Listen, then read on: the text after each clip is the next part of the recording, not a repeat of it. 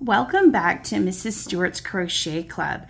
Today we are doing what I'm calling a game changer. We are going to be making a strap for a bag. So previously I've always made my straps by doing like six single crochets and making a very long row. But what I've been finding is that my straps are getting looser and looser the more I use them, because I use acrylic yarn. That's one reason, but also the stitches it comes loose. So this stitch is called the thermal stitch, and it is like stitching into the front and the back of every single loop. It's a little bit tricky to get it set up, but once you have it set up, it flows really fast and it makes this really nice and dense strap-like material. Would be good for like making a hot pad or something like that, but today we're going to use this stitch to make a bag strap.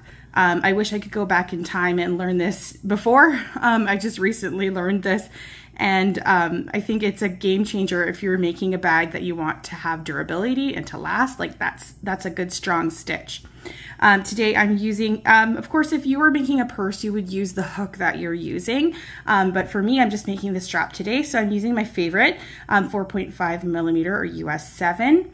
And I'm just using basic acrylic number 4 yarn. It's probably Bernat Premium. I've lost the wrapper, but any worsted weight or whatever your project is. First thing we're going to do is we're going to make a slip knot and chain 7. So however you make your slip knot, I just cross my yarn over itself and then pull the working end through the loop and then chain a quick 7.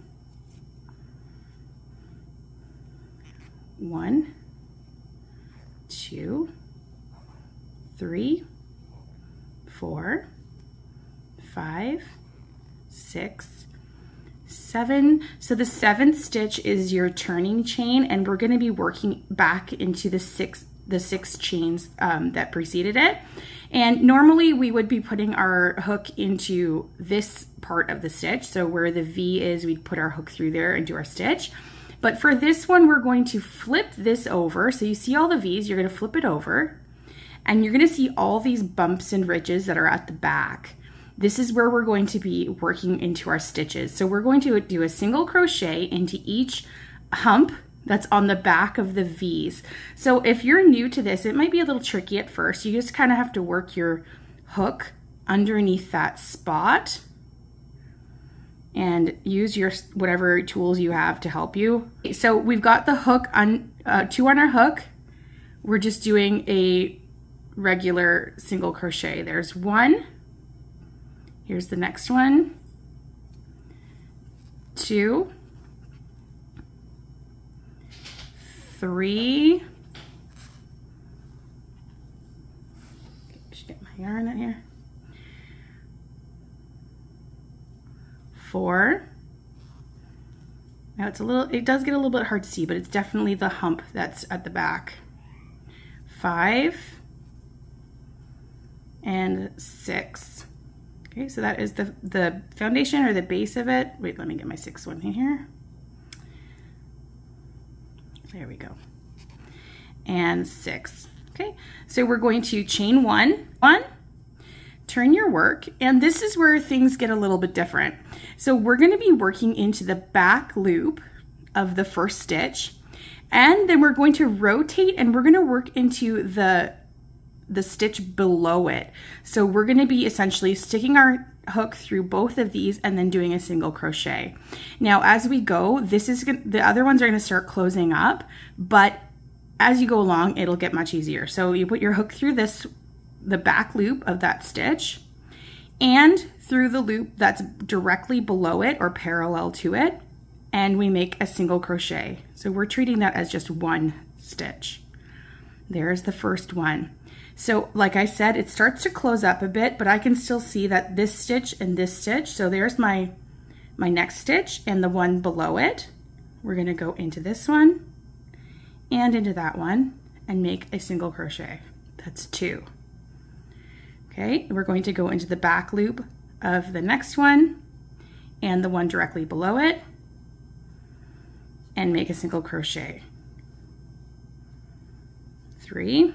We've got 3 more to go. It helps to count with the beginning of this one because we might lose track of the stitches a little bit as we go. There's the next one, number 4. Next one, this one, and then the one directly below it right there. 5. Okay.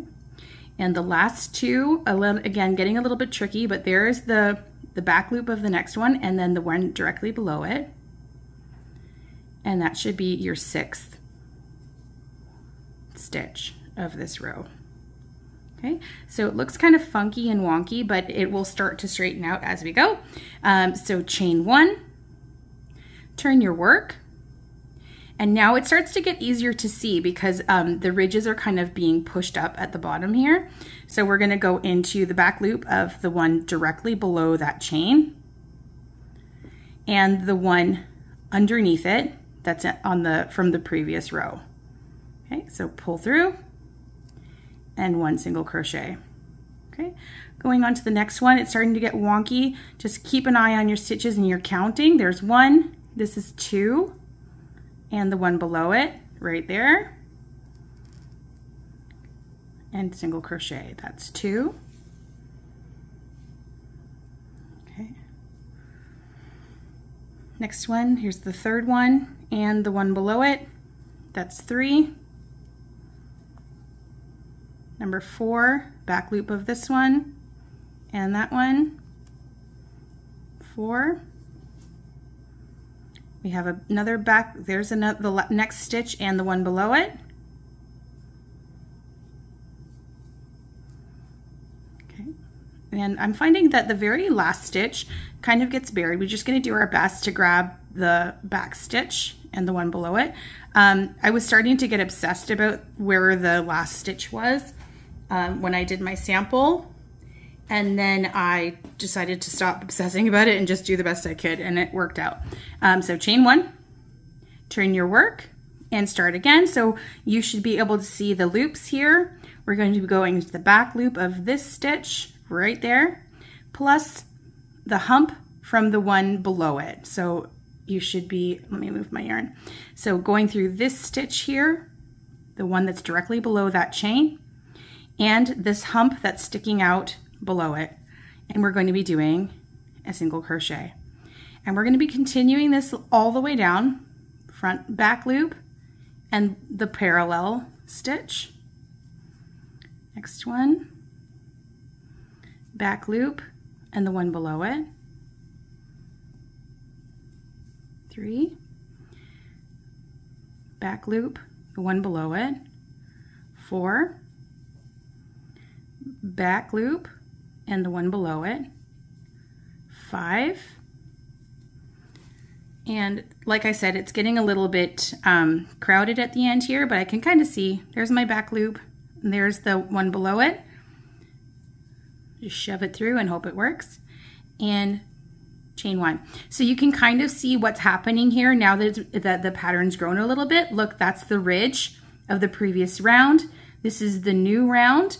And we're going to be going through this one and this one, that one and that one, that one and that one. So now that it's clearly the row before it is kind of standing out a little bit better, it's much easier to see. So I'm going to turn my work, look for my back loop of my first stitch, not this is the turning chain, the back loop of this and the hump from the one below. It's almost like stairs. It looks like stairs, and it's easy to kind of see naturally where the hook will go now. So once, like I said, once you get it set up, it's not that challenging to see where the stitches should go. I'm trying to present it so you can see clearly what I'm doing.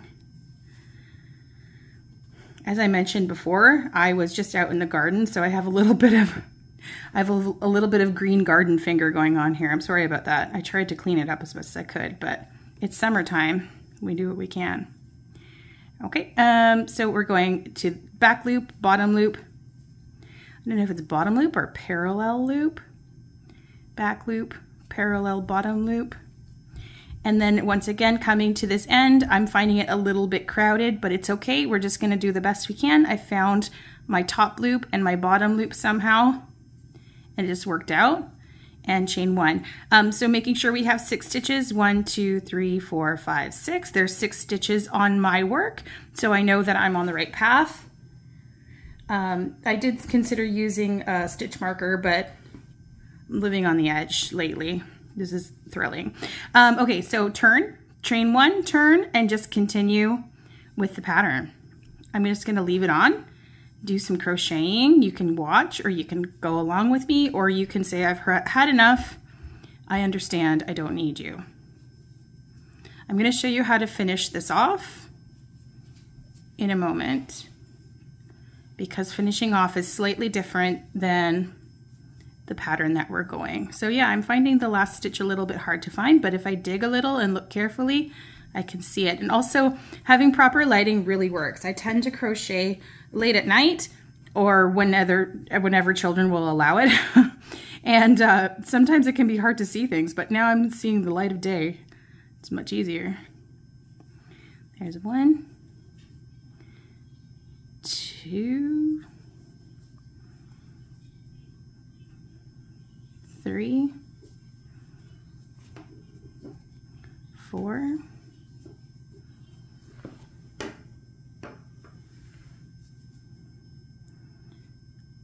5, and 6. Okay, so that pattern just repeats and repeats and repeats until you get as long as you want. I'm going to show you now, I know mine is short, I have my sample already done. I'm going to show you how to finish off. So let's imagine that this is the length of our strap. It's not, but we're going to imagine it is.